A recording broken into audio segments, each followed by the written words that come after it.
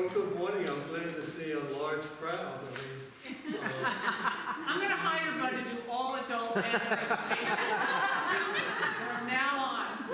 This shocks me that it's this many people because we set up the chairs this morning. We figured 2 rows. We weren't going to need any more than that. And all of a sudden, we've got 4 rows of people, which shows a lot of interest in what we have in mind. If anybody can't hear, just wave.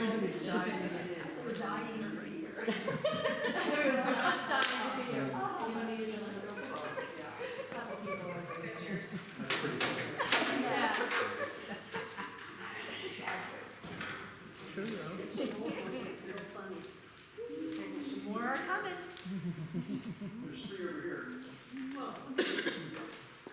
There's a couple seats back here. Yeah, and there's one up here. 2 more here. No. You're late, you have to sit in the front row.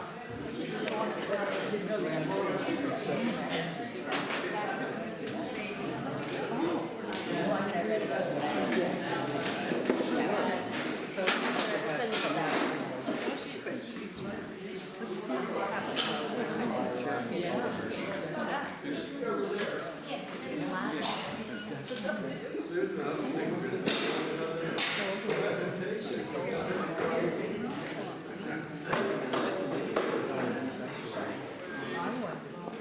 Bring your own chair.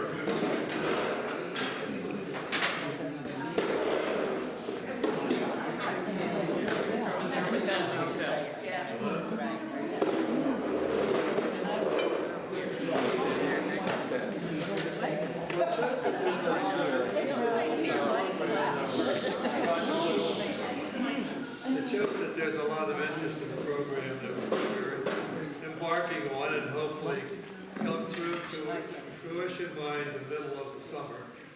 A columbarium is an interesting thing. If you go into the history of a columbarium, the beginning of the church, people would get together to worship worship Christ, and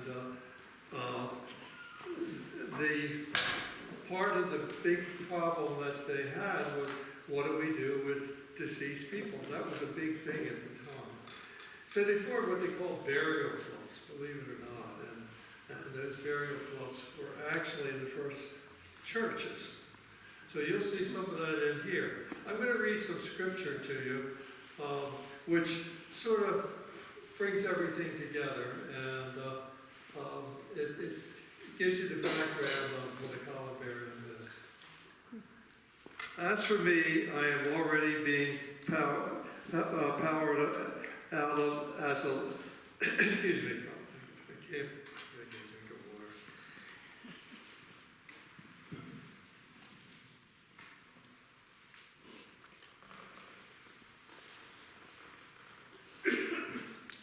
First scripture is in Timothy,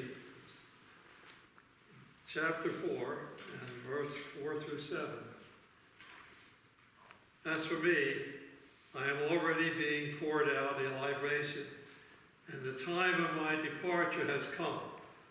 I have fought the good fight, I have finished the race, I have kept the faith. Jesus said to her, your brother will rise again. Martha said to him, I know that he will rise again in the resurrection of the last day. Jesus said to her, I am the resurrection and the life. Those who believe in me, even though they die, will live. And everyone who lives and believes in me will never die. Do you believe this? She said to him, yes, Lord, I believe that you are the Messiah, the Son of God, the one coming to the world. Now, that's the beginning of, really, Christ appearing to people that he is really the Christ. He is the one that's going to come. And he came, and he's coming again. And, you know, this all started, a church was formed as a result of this. And Christ came to us, and Christ was put to death on the cross for our sins. And we all know this, and we all believe this, and that's why we're here. What we want in a columbarium is a home for those of us who want to remain with the church forever. It's a place where our remains, which is the remains, our dead body has been cremated, can be put in a beautiful location and can be shared by the families of those that are buried there. You can go into the prayer garden and you can see the Columbarium and you can sit on a bench and you can think about the person in your family that's deceased, that's now going on. That's the purpose of a columbarium. In the old days, people, I'm talking about in the United States now, in the olden days, you saw a lot of older churches when they were formed, there was a graveyard in the church. And this is today's modern graveyard. It's approved, cremation is approved by the ELCA. And the ELCA says this is a home for the remains of the bodies of those who've gone on ahead of us. So this is what we're trying to do. Our church has a very unique function. It takes us from our birth, it baptizes us, it brings us through Sunday school, it takes us into other areas of church worship and fellowship. And the last thing that we have is taking care of us when we pass on. That's the purpose of a columbarium.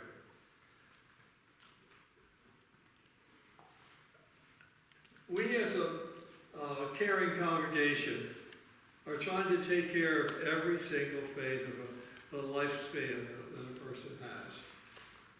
For instance, one of the things that we're trying to accomplish now, we always focus on youth and training and baptizing people and bringing them into the faith. Now, this is as people are ending up the final years of their lifespan.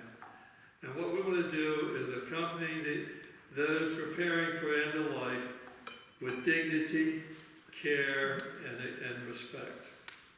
We're also fostering faithful stewardship of one's life and one's legacy. Nurturing life-giving, deeper understanding about death's resurrection. Now, what we have, we'll be showing you now what our committee, and a lot of people have worked with us on this diligently, trying to come up with where's the best place for our columbarium for us. What would be your ideal thing? So everybody came up with basically, well, we should have a nice garden, a prayer garden where people can come and feel comfortable, feel close to God and close to nature. Second thing is, where do we put it? Well, it should be in the prayer garden, etc.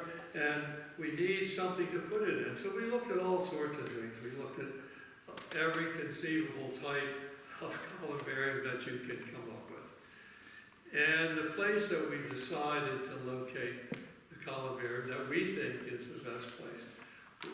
We've looked at other congregations. We've looked at Abiding Presence, which has the most elaborate prayer garden and columbarium that I've ever seen. But we already have that. We have a beautiful location right here. We spent a long time building a beautiful prayer garden out there that people can walk the labyrinth and pray there. They can sit and contemplate the beauty from nature and the other things that we put in there. And they're so close to church. Church is right behind us, right next to us. What we've decided is that we want to build a columbarium that will be in that prayer garden. We don't need to create another prayer garden on this property. We already have it. You come here to worship, or you come here for a meeting, or you come here to just do something for the church that you feel is needed. You can walk the walkway through the garden and be at peace. And if you have the need for someone to be buried there, there's where the columbarium will be. When I was a kid, my parents, this was during not the Revolutionary War, but the Second World War. Anyhow, during the war, my mother and father purchased a plot, a very large plot, and because we get from a big family, and my grandparents were buried there. Later, my mother and father and cousins and aunts and all that are buried in there. But every Sunday after church, the family would gather. My mother and father, just then it was just my sister and myself, and later my brother. And we would, after church, we'd go to the memorial garden where they were buried. And my mother and father would pray, and we would all visit with our loved ones that had gone on. And this stuck with me. I thought, this is a wonderful thing. It really is. And when we decided, 20 years ago actually, we decided that maybe this is a place to do something like that. Well, today, we don't build graveyards behind the church. It's not exactly what people have in mind very often. But what they can build is a columbarium. And a columbarium will serve today as a graveyard for my parents and all, that people can go after church on a Sunday and pray and visit with their loved ones. The columbarium that we've decided on is circular. Here's a picture of it. A rendition that Susan and several other people worked on and put together, and I think it is beautiful what they did. What it is, it's 4 foot in diameter, 5 feet high, has 44 niches in it, which are the areas in which people are buried. And each niche will hold up to 3 cremains. And then in the center of this, there's what they call an ossuary. An ossuary is where you would have common burial, where in the past people would like to be buried, in the ground, on the church property, and it should be hollow ground, and hollow, the ground is hallowed and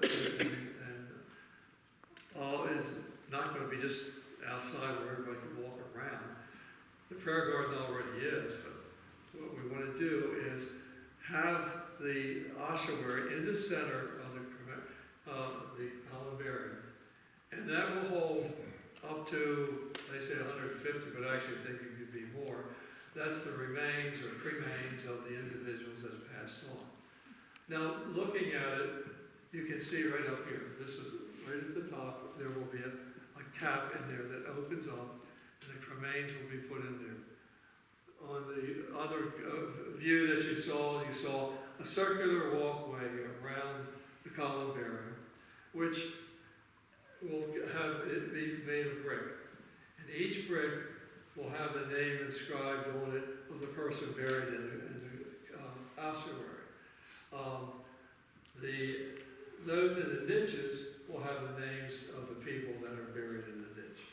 So the next thing we looked at was, where do we want this? And we thought, prayer garden is where we want it. And I'll tell you where presently, and I say presently, it might be moved 2 feet one way or the other, but the only reason it would be moved would be if there are underground lines, water lines, electric lines, anything like that. We've already got a clearance saying there aren't any, but they're coming out to market to make certain that there aren't any. So the location that we picked is pretty secure. It's directly across from out here. You have the waterfalls that comes across on the far side of the walkway. The waterfalls is continuous water coming through. It's a beautiful location. Directly across from there will be where the columbarium will be located. Now we're going to have to do some changing of the planning in there for several reasons. One, the area when we first did it, when we built the labyrinth, it had some beautiful plantings in it, and they still are beautiful plantings, but some of them have outlived their life. So we're going to have to replace some of it anyhow. That's primarily the privet hedge that's there. And we will then move the we don't have it up here right now, but there are 2 large bushes on either side of where the columbarium will be. The bushes behind it, that will have to be moved back. And and set it there, and the walkway around it. Now, the circular walkway, the reason we decided on that was instead of, we tried everything, against the wall, long, square building, like a little building there actually. And it just didn't work. It didn't fit into the shape and design of a beautiful prayer garden.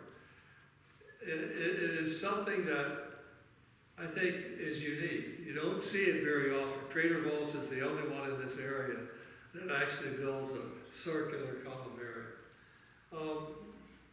What I'd like to say is that there are a lot of questions that have come up too about what happens if, for instance, the church fails, closes. Well, that was something I never thought about that, and no one in the committee thought about it. Well, we did some research, and Pastor Brandy was good enough to fill us in, and I have articles and everything on it. The ELCA has a policy that they will take care of in perpetuity any cemetery, any anything doing things like this, the prayer garden, the columbarium, anything like that.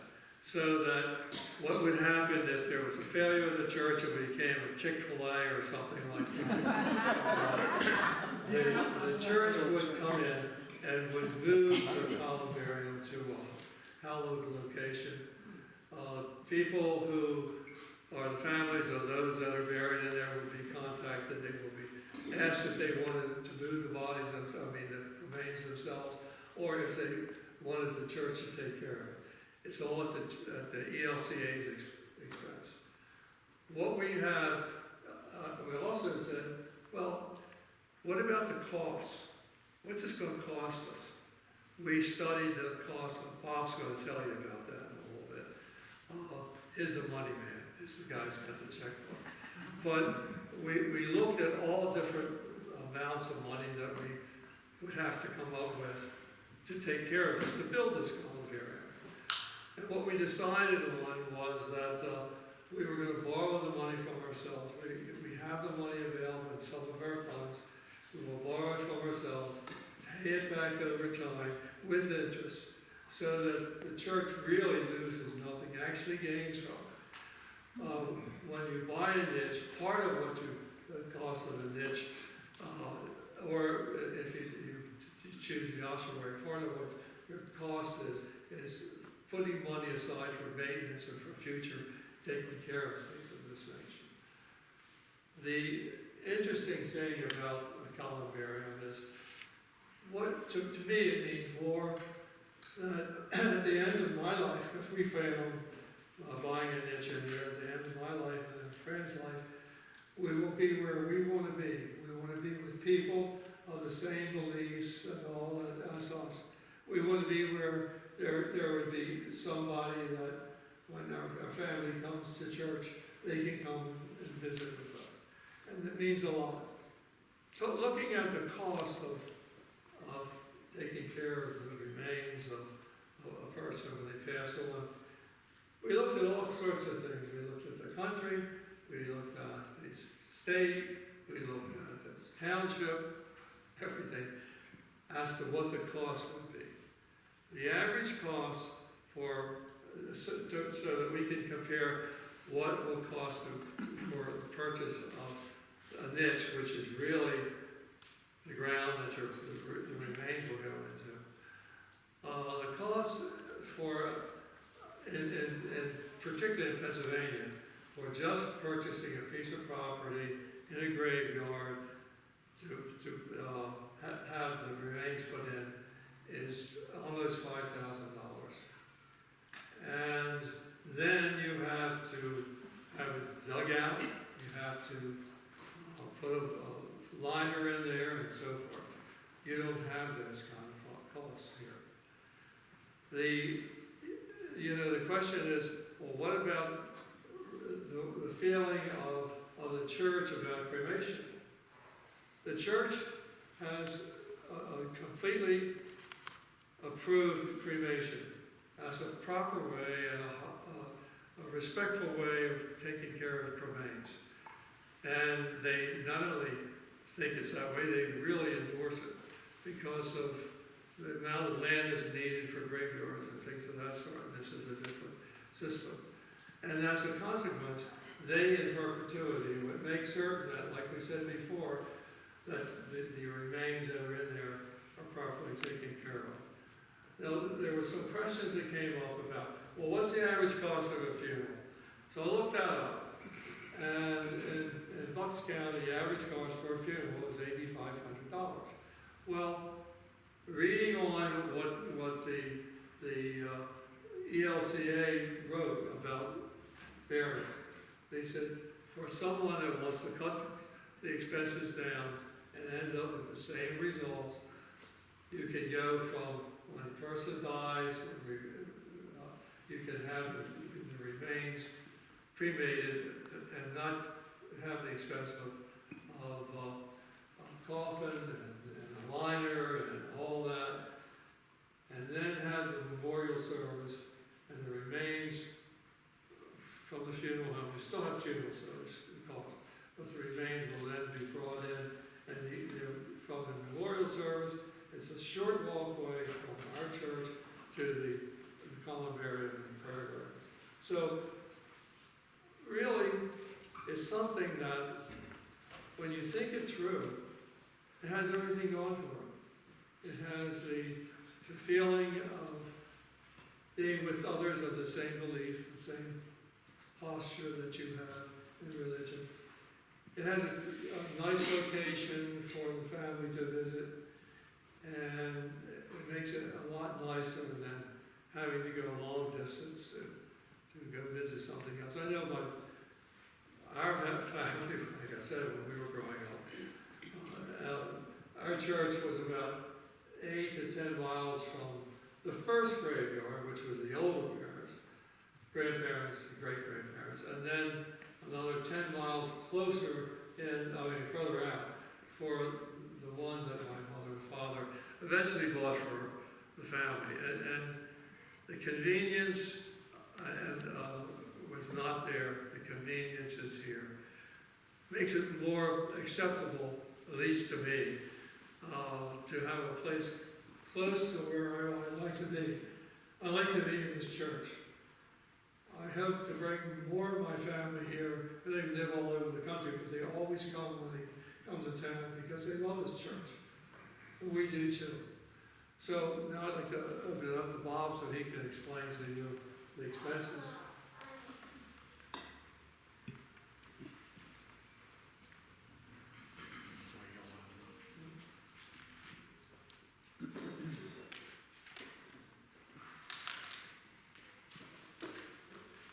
Okay, so when we started looking at the cost of this, putting this whole thing together, you can see that the columbarium itself is $37,000 and change.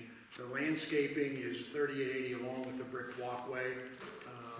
And then we built in a 10% contingency just because, you never know when something's gonna go wrong and you want to be prepared for that. So we built that in, and then we're estimating fees and things from the township and whoever else at about $1,000. So that puts us up to a total of $50,421. Is there another one there? Okay. So then we started figuring out how we're going to pay for this. And so we looked into, and we have the ability to borrow from our housing escrow fund. And I had a couple of folks here who are wizards at our Constitution take a look and verify that yes, we could borrow from there. So that is the plan, is that we will borrow money from our housing escrow fund to pay the $50,000 to get it put in. Then the next part was, okay, how do we pay ourselves back? And so that's where we started looking at the cost of how much we would be charging for a person who wanted to buy a niche. And so what we've come up with, what we felt was sort of the best option available, was to charge $2,000 for a niche. That would include the first opening to put cremains in. Okay, then after that, it would be a charge of $100. The engraving that would go on the outside and also for the brick, if that was a choice.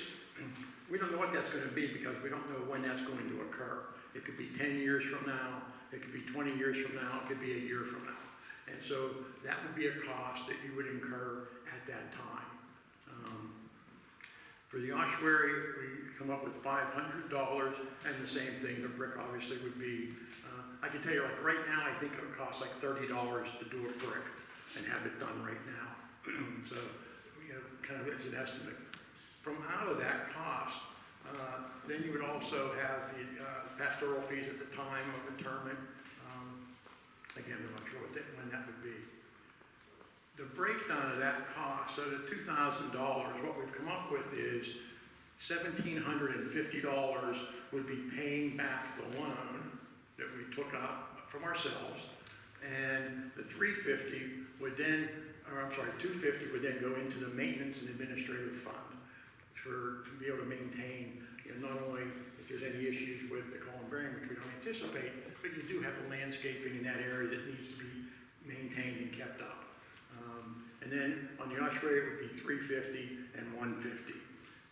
So what that sort of comes out to, give the slide about the, so this kind of gives you an idea of how fast we would pay ourselves back based on the number of units sold. And so you see, if we sell 22 of the niches and 35 in the ossuary, we would basically pay ourselves back at that point. So it's about half of the niches. Council, we talked about, so when we sell all 44 and we have that additional funding, excuse me, what would we do with the additional funding? We haven't really determined that yet. We thought, if we sell those, we may need to put another one in. So that would end up creating some funding for that purpose. We also thought it could become funding to put out into the community as a way of giving back to the community as well. So that hasn't quite been decided yet, but we were coming up with these numbers here. We looked at the possibility of going significantly lower, but then we were concerned because it potentially would drag out the time frame of paying ourselves back. And as Bud mentioned, the cost of going to a cemetery, buying a lot, plot, and then all those expenses is significantly higher than the $2,000. So we thought that was a pretty reasonable amount of money. I don't know if there's any questions that you have for me. I do have a question. Okay, now you said that you can put 3 in, okay, because I have the urn, and it's a square, and it's 10 by 10 and 8 high, and that would be the only one that would go in there, so that would fit. Yeah, I think the niches that we have are 13 by 13. We purposely kind of went a little bit larger so that you could put multiple cremains in there. Okay. A lot of times too, and I guess it's up to the person doing it, I've seen where they don't actually put the whole entire urn in. They actually take, it's usually inside the urn's a bag. They take the bag out and put that inside.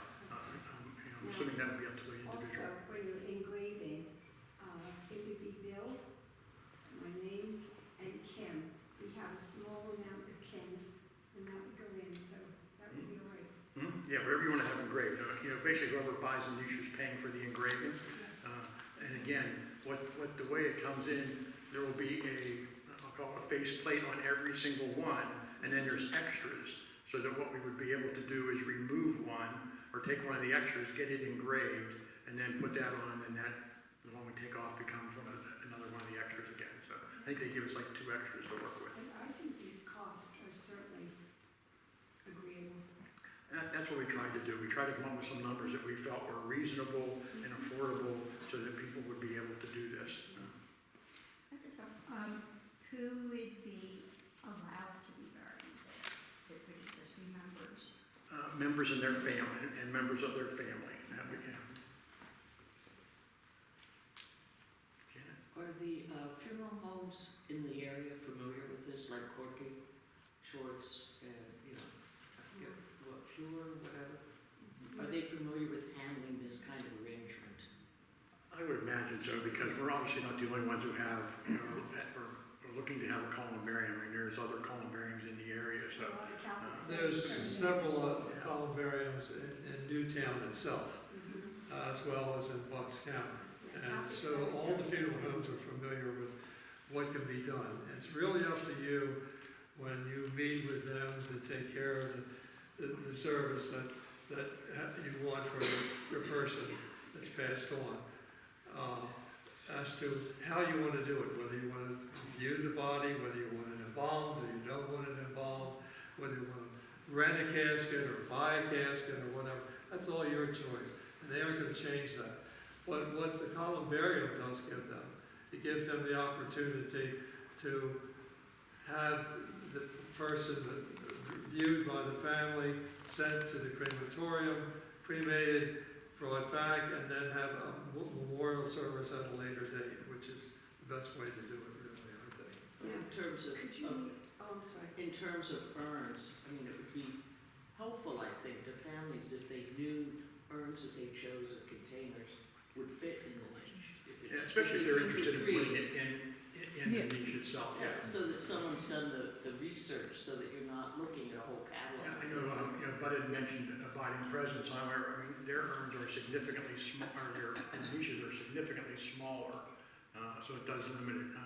Could you buy it before you're ready for it? I You mean, you could buy it now. Once this is approved on June 14th, you can buy it on June 14th. Yeah. just open it to where I have it, just whenever. I mean, my plan is if this gets approved on the 14th, that Nancy and I are gonna buy one, right away. Same here. So, I have 4 questions, but I'll try to be brief. For people in the ossuary part who have the bricks engraved, the engraving wears away. Is there a plan to make sure that that's not lost over time? Generally, the ones we've had, we've had 1 or 2 issues with bricks. Most of the bricks that we've had engraved have been fine if they're done right, because they actually they kind of burn them in, so it's a little bit deeper. Okay. So yeah, they tend to last. Okay. If one didn't use urns inside the compartments, and if more cremains would fit, would that be permissible? Yes. Okay. Yeah. Once it's been bought, it's kind of and generally again, I mean, my brother-in-law was just interred last October, and I know their niches were probably about the same size, but they actually took the bag out of the urn. Yeah, they took the bag out of the urn and placed that inside, so that it wasn't taking, it didn't take up as much room. That's up to the person who owns it. So I have to carry this marble thing forever? I mean, you can put it in, if that's what you want to do, that's what you want to do. If it don't fit, that's up to you. Will there be a cross nearby in the garden? Like some of these have a cross on top, like a monument, and this one doesn't. Will there be one near it? Hadn't On thought the of that. steeple. What's that? There's I one on didn't the hear the steeple. question. There's one, there's one on top of the steeple, but as far as being in the prayer garden itself, we hadn't planned on doing that. I mean, it's certainly something we could look at, but we hadn't planned on that. Okay. I think there's also one in the middle of the labyrinth. Yeah. Oh, Yeah, there's one in the brick. Luther's Rose has It's in the brick, yeah. And then my other question is about the appearance of it. It's rather severe looking. It's very dark and kind of short and squat. Does it have to be black, or could it be a It's color actually that goes black. better? It is actually black. Yeah. I don't know if there's any options on different colors of it or not. I'm aware of. but you are putting brass plates on it. They're not actually brass. Okay. They're not brass, I mean, I think there's something that's, Finished They're black. granite. yeah. And it's a 25-year guarantee on that, or warranty on that, so it's not going anywhere.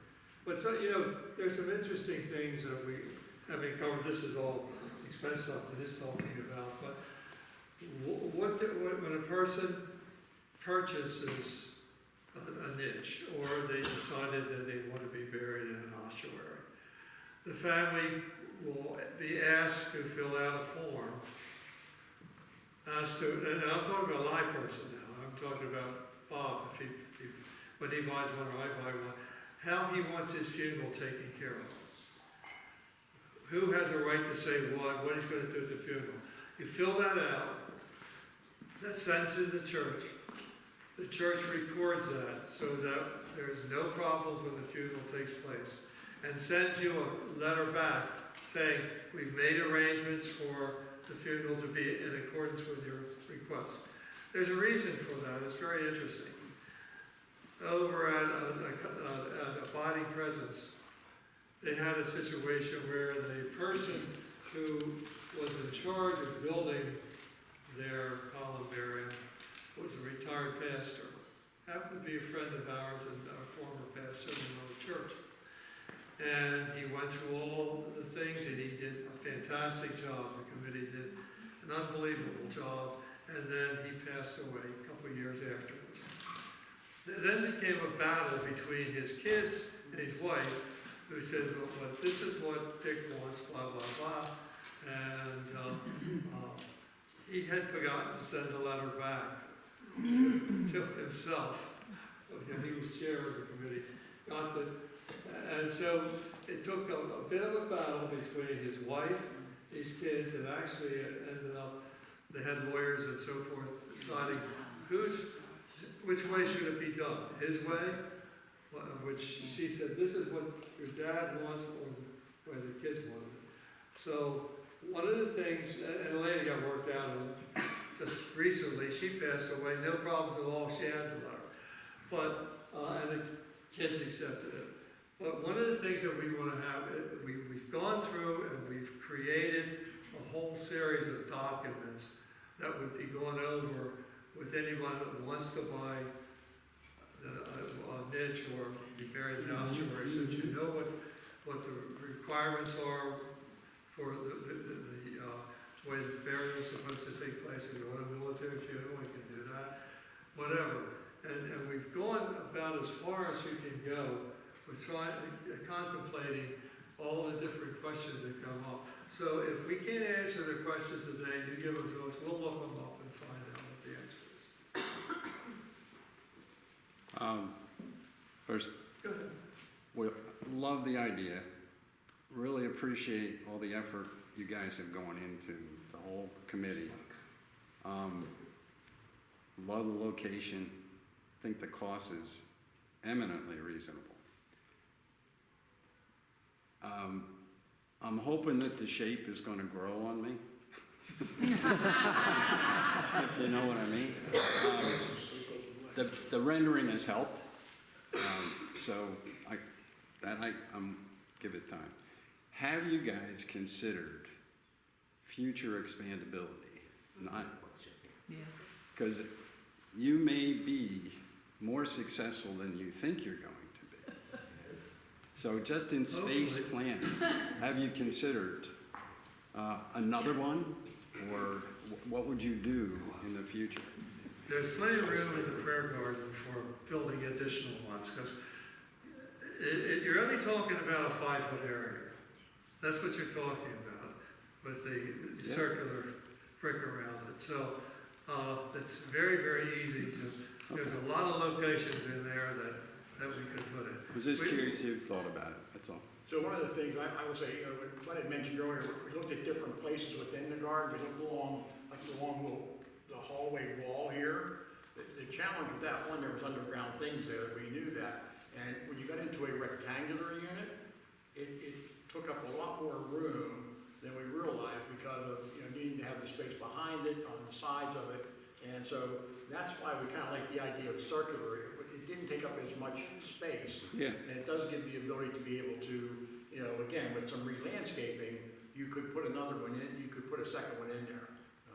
I'm not sure if these are, I think they can go a little bit taller as well. Oh yeah, I think you could build them higher than this. This is the one we thought for our location, for how long it should take, hopefully a long time to fill it all.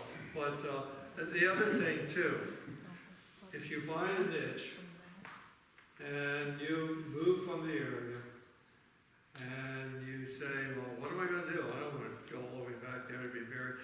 The church will buy it back from you and what you paid for it, so that somebody else could get that niche. So that's something else that was contemplated. We tried to cover that. And that's all covered in other documents that we had. We went through everything that we did. It would take 3 hours to show you all this stuff. But I think taller would be better. I think it would look better. Again, I think the thing we were looking at was the cost, and then the time frame of, realistically, how long did we think it would take to, so I think if we go up one more, that would be like 55, and then 66, and the current term Yeah, was. it sounds like you have the interest of, if you listen to everybody saying if we buy one the day that it opens, it Yeah, sounds like it's and gonna be half full or more. My guess is we or- could probably make that change, between now and the time we're gonna do this. I mean, if it gets approved, the idea is to try and start, construction immediately, and have it done by the end of summer type of a situation with everything, but, Do you know if you can add after the fact, like add another row I across don't the know. top, add a row? we've asked them that question, and we haven't gotten an wait answer. here. And do you have, it might be helpful too if you had like a photograph of a real one, rather than this, I know parts of this came from the company and this looks very, concrete, They like, did as opposed send to, I us, feel like the real thing is gonna be a little bit more elegant looking than maybe this feels right now, but maybe some real photographs of existing ones would be helpful. I think one was sent to us, but it showed it out in a field on a piece of, Oh, that might be helpful. yeah, but there was a picture of one, and it looks So pretty much maybe like. if you wanna send that to me, I can put that on. If I could, yeah, I think I could, I thought I had sent it, but. The challenge with adding on potentially could be, I mean, usually when you put in a footer for something, it's based on the weight of what is going to be on top of it. Right. So, if we ultimately go with that size, and then we decide to add to the top of it, we may not be able to do much because of the size of the footer. Probably Then I don't one know. more. Sir. So, congratulations, great job on all the homework you guys did and the committee did on this, but, in addition to, making them stackable, I think they're too high, so I think maybe adding a row or two would be good. This may sound like a silly question, but can you pick your location? So if you want garden view versus parking lot view? I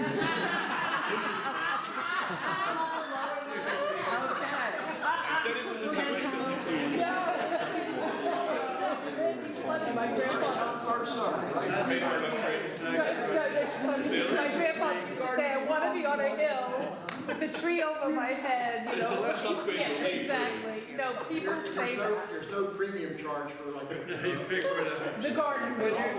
when you buy it, you pick the location, there'll be a chart that you can see where your location will be. Could you speak a little bit to the security, with respect to, Vandalism? Yeah, I mean, honestly, we kind of feel like that won't be an issue. I think we're in a relatively safe area. The prayer garden's been there a long time. To my knowledge, we've not had any issues with, vandalism in there. We did talk a little bit about the possibility, and maybe this is something that down the road we might, is putting a gate on either end, just to not lock the gate, but something that would maybe just deter people from, kids from riding bikes through there, things like that. But, There's insurance too, right? yeah, Yes. so there is insurance. We would add that to our insurance policy. I mean, it was, literally a couple of dollars to add that to our insurance policy. So, that would be something we would automatically add to our policy. But we didn't think that would be an issue. It's kind of hidden back there, which is a good thing. It's not something that's like out in the front where people would see it. Is there room for a circular bench, or is that already in the plan to put something for reflection? We have a, Possibly like back here, we might look at putting a bench back there, in the back part of it. There's a bench there now, which we're gonna probably move across the walkway, in front of where the water fountain comes down, and move a bench over there. So there'll be a bench on the one side of the walkway, and then perhaps a bench on the Years ago, I had a bench engraved with a loved one's remains, and they did it at the exact same location in Flemington, the same company. And it was a beautiful granite bench, and they did the inscription on the bench and even the dates. it's just another option, you know, and or addition to the brick. And it's much more durable for long term and has a nice elegance to it. Well, we've run out of time. Yeah, we got Go ahead. Is it possible, Bob, that we could think about, like, to get at the number of what this initial one should have, 40-something or 50 or 60, to like agree to the project, but then open kind of pre-sales to see how many get purchased right away, and then, you know, if you sell 40 of them, you know that 40-something is probably not enough. And to help with the size of the initial. I'm not sure where that would stand as far as, you know, from approvals of council. Right, I understand, I just hearing how much interest there is, right, and all the questions about more. I mean, I think it would be helpful, like with the group in the room, and as this goes on, I mean, I won't be here for the next two, but, you know, if people are really interested, maybe just like drop an email or throw a note in, you know, either the treasurer's mailbox or in Bud's mailbox and say, hey, I'm in, I'm definite, you know, because that way, if we get, you know, quite a few of those, we may want to say, hey, let's go to 55. Just, If I could suggest, there is a display on the ministry resource table in the Commons that has some of this information there. If you think it's a good idea, we could put almost like a survey type of form or an interest form there with a box you can drop it in, and then yes, I'm interested, or if you have questions you can submit. I'd like to just for fun, say, show of hands, if you think this is of interest to you, would you be interested because you think you'd want to purchase a niche? Just raise your hand, just to show the interest.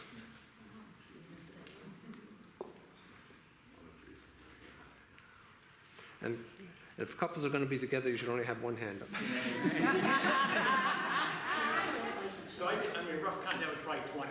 Okay, now the same question, ossuary, because that's also there, and we were talking about, you know, people who just want their remains joined in, but they're not separate like a niche.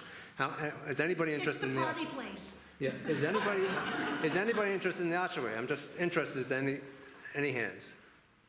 Okay, so that just goes, okay. I might be, but I raised my hand first. Okay. But, yeah, so, I mean, my main point is, now, we also talked about selling, you know, some number of ossuaries and so many of niches, and so clearly the interest so far of this group is the niche. So, I mean, you know, I think I'm right on my head, not usually, but I think so. I think if we sell 26 of the niches, it doesn't matter. It doesn't matter about the ossuaries. That's right. Manual. Yeah, there will be people also who think that's a good idea, whether they use it or not, even for others. I happen to be one of them. I think it's a good idea. I may buy one or I may not buy one. So the whole thing is concerning the money, I'm sure we can afford it, and it will pay itself. You know, and I think, you know, so, you know, we put up a number of $50,000 for that particular unit. Obviously, if we decide to go to 55 units between now and, you know, It'll increase. Right. that will increase the cost. The other thing we do plan to do, and we're trying to figure out exactly how to do that is, you know, we're borrowing money from ourselves. That money is sitting invested and it makes money. You know, fortunately the market's still okay and it's making some money. So we are planning on figuring out how to pay ourselves back with interest. You know, we think that's probably the right thing to do since we're borrowing from ourselves. Yeah, I just want to say you guys did a spectacular job doing this. And personally speaking, I'm going to be home with my father. That would be a lovely place to be rested. And that's what's important here. We're going to be home with our father. Yeah. So thank you so much for doing this. Love it. Right here. Do you, if I say, I want this, do I give you a deposit as soon as possible, or have you? You have to wait until the juice is Yeah. So they will. I will say at this point right now, we haven't looked into like payment plans. We're looking at the idea of, Well, Bob, we did discuss it, and we decided we that haven't really, determined that yet. we discussed it, and that our current philosophy is, if you want to buy a niche, you pay for the niche. Yeah.